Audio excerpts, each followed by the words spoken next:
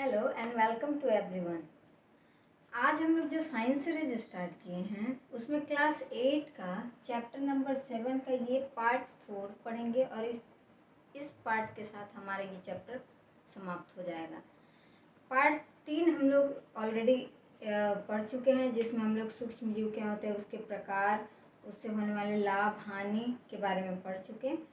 अब इसमें हम लोग दो इम्पॉर्टेंट जो टॉपिक है, एक है नाइट्रोजन फिक्सेशन और दूसरा नाइट्रोजन साइकिल, इसके बारे में डिस्कस करेंगे। तो पहले नाइट्रोजन स्थिरीकरण यानी नाइट्रोजन फिक्सेशन होता क्या है, तो ये कैसे पौधों के लिए उपयोगी है और हमारे लिए भी नाइट्रोजन। तो आप सब जानते हैं कि इस वायुमंडल में 78% नाइट्रोजन है। कितना है? तो 78% नाइट्रोजन का मात्रा है।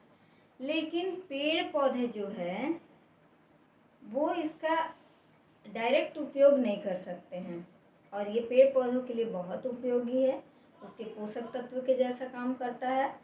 लेकिन कैसे ये पेड़ पौधे इस नाइट्रोजन, वायुमंडलीय जो नाइट्रोजन है उसका कैसे उपयोग करते हैं, किस माध्यम से उपयोग करते हैं, तो आइए देखते हैं। नाइट्रोजन फिक्सेशन यानी नाइट्रोजन स्थिरीकरण जो है एक जैविक प्रक्रिया है जिसमें वायुमंडल में मौजूद नाइट्रोजन यानी जो N2 है उसको जीवों द्वारा उपयोगी रूप में परिवर्तित किया जाता है। यानी जो वायुमंडलीय नाइट्रोजन है उसका कुछ जीव जो हैं इसको लेते हैं और पेड़ पौधों के लिए उपयोगी बना देते हैं। तो वो कौन कौन से जीव हैं? तो पहला है राइजोबियम, जो बैक्टीरिया है। राइजोबियम जो सूक्ष्म जीव है उसको क्या बोलते हैं? वो कहलाता है नाइट्रोजन फिक्सिंग बैक्टीरिया।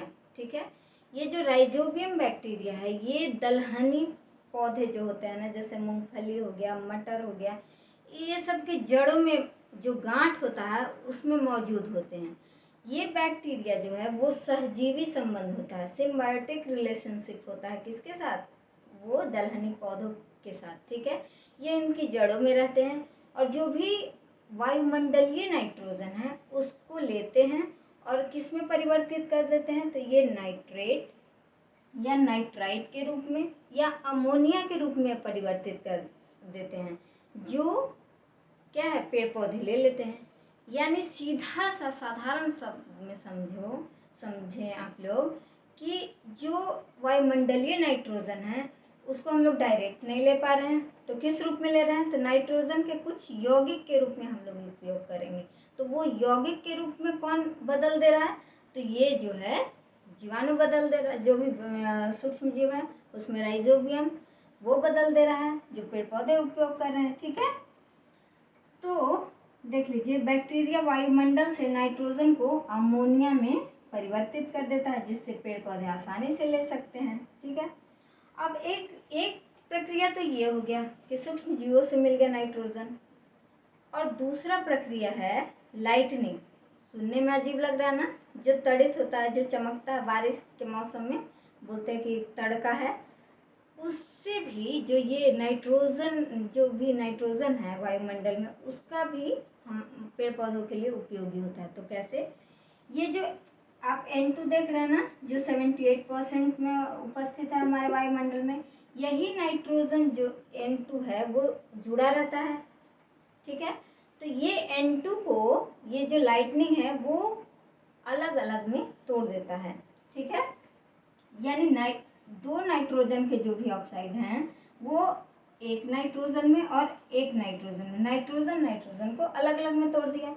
और यही जो नाइट्रोजन है वो ऑक्सीजन के साथ मिलकर क्या बनाता है? तो ये बनाता है नाइट्रिक ऑक्साइड।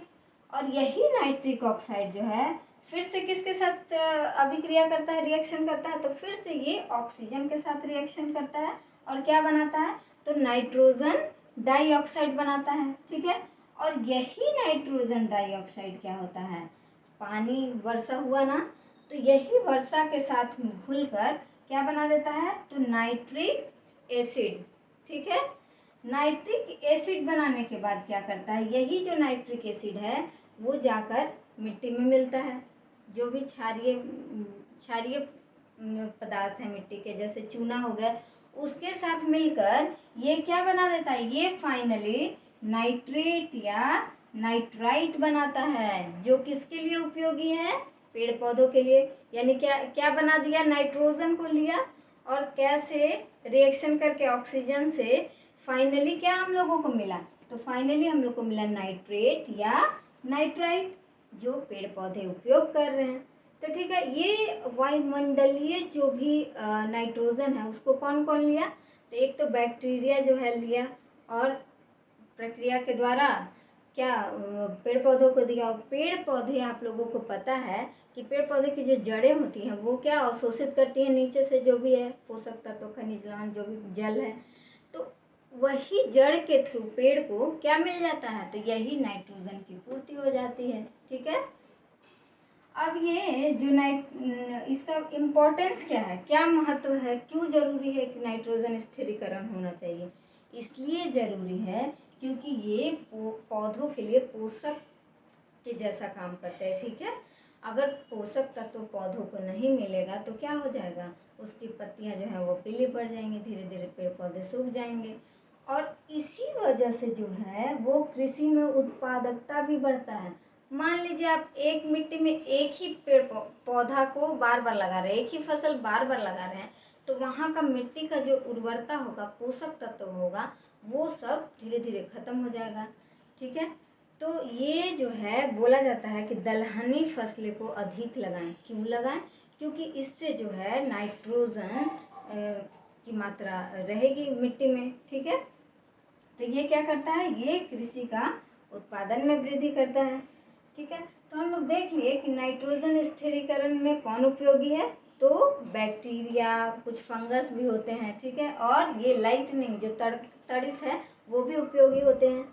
अब दूसरा में देख लेते हैं कि नाइट्रोजन चक्र, ये बहुत इम्पोर्टेंट है, क्योंकि ये जो नाइट्रोजन ले रहे हैं ना, सूक्ष्म जीवों द्वारा लिया जा रहा है, लेकिन वही नाइट्रोजन को नाइट्रेट ये सब में बदल कर फिर कुछ सूक्ष्म जीवों द्वारा वायुमंडल में भी भेजा जाता है। ठीक है, तो ये जो चक्र आप देख रहे हैं ना, कि पहले वायुमंडल से लिए, फिर वायुमंडल से मिट्टी में आया, फिर जीव जंतु लिए, पेड़ पौधे, फिर वही पेड़ पौधों को क्या है, जीव जंतु खाए, फिर उससे क्या है उत्सर्जन हुआ, जो भी मृत हुए वो मिले कहाँ, मिट्टी में ही मिले, फिर मिट्टी से ही कुछ जो सूक्ष्म जीव है वो यही नाइट्रोजन को वायुमंडल तक भेजने का काम करते हैं।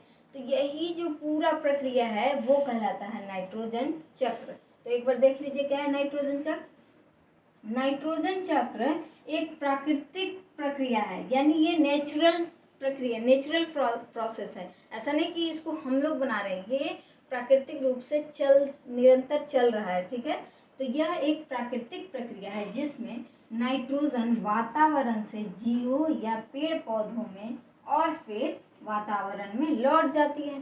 ठीक है, हम लोग कहाँ से लिए नाइट्रोजन, मतलब जो भी सूक्ष्म जीव है वो नाइट्रोजन को वायुमंडल से लेकर मिट्टी में आया, फिर कुछ सूक्ष्म जीव उसी मिट्टी से नाइट्रोजन को वापस वायुमंडल में पहुंच जाता है। ठीक है, तो यही जो पूरा प्रक्रिया है वो क्या कहलाया, नाइट्रोजन साइकिल। तो एक देख लीजिए, एक डायग्राम को अच्छे से देख लीजिए। अगर ये लिखा हुआ आपको नहीं दिख रहा है तो क्वालिटी इसका बढ़ा लीजिए, साइड में 3 डॉट होगा ना, उसमें क्वालिटी जाकर बढ़ा सकते हैं तो ये क्लियर दिखेगा आप लोगों को। ठीक है, तो देख लीजिए कैसे, ये है वायुमंडलीय नाइट्रोजन जो N2 है मौजूद हमारे वातावरण में, ये इसको कौन लिया, तो ये जीवाणु एवं नीले हरे शैवाल, जो शैवाल के बारे में हम पढ़ चुके हैं। और जीवाणु में क्या होगा, राइजोबियम जो भी जीवाणु है जो कि दलहनी फसलों के जड़ों में रहते हैं, तो ये जो है वो वायुमंडल के नाइट्रोजन को लेकर क्या किए, यही जीवाणु नाइट्रोजन स्थिर कर देते हैं और नाइट्रोजनी यौगिक में बदल देते हैं। ठीक है, तो ये नाइट्रोजन को लेकर किस में बदल दिए, नाइट्रोजनी यौगिक में, कंपाउंड में बदल दिए। ठीक है, और यही जो नाइट्रोजनी यौगिक है वो कहाँ पहुँचा, मिट्टी में उपस्थित नाइट्रोजन के यौगिक, ये कहाँ पहुँचा, तो मिट्टी में।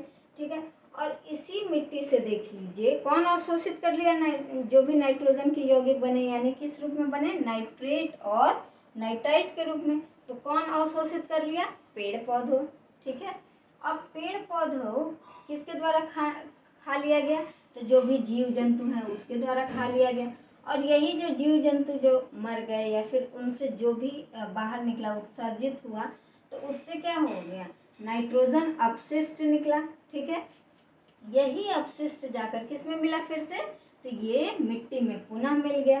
ठीक है, अब इसी मिट्टी से कुछ जीवाणुओं द्वारा, ठीक है, इसी मिट्टी से कुछ जीवाणुओं द्वारा इस नाइट्रोजन के यौगिक जो बदला गया था उसको किस फॉर्म में बदल दिया जा रहा है, पुनः उसको पुनः नाइट्रोजन के गैसियस फॉर्म में बदल दिया जा रहा है। किस फॉर्म में, गैस रूप में।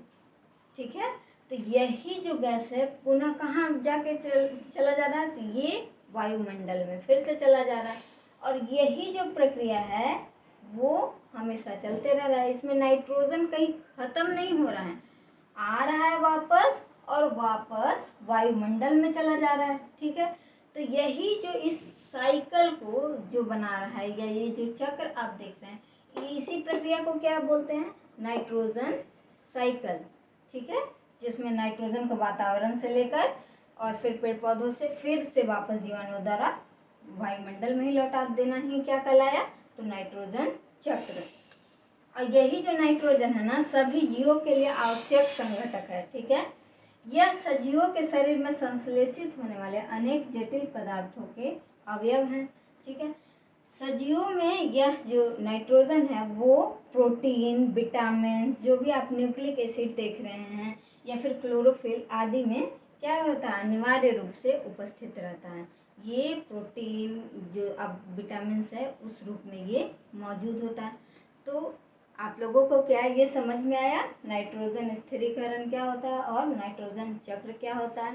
कैसा लगा हमारा ये वीडियो, नीचे ज़रूर कमेंट करें। और इस चैप्टर का अगर आप लोगों को अभ्यास प्रश्न चाहिए होगा तो भी मुझे नीचे कमेंट कर दीजिएगा। Thanks for watching, bye bye.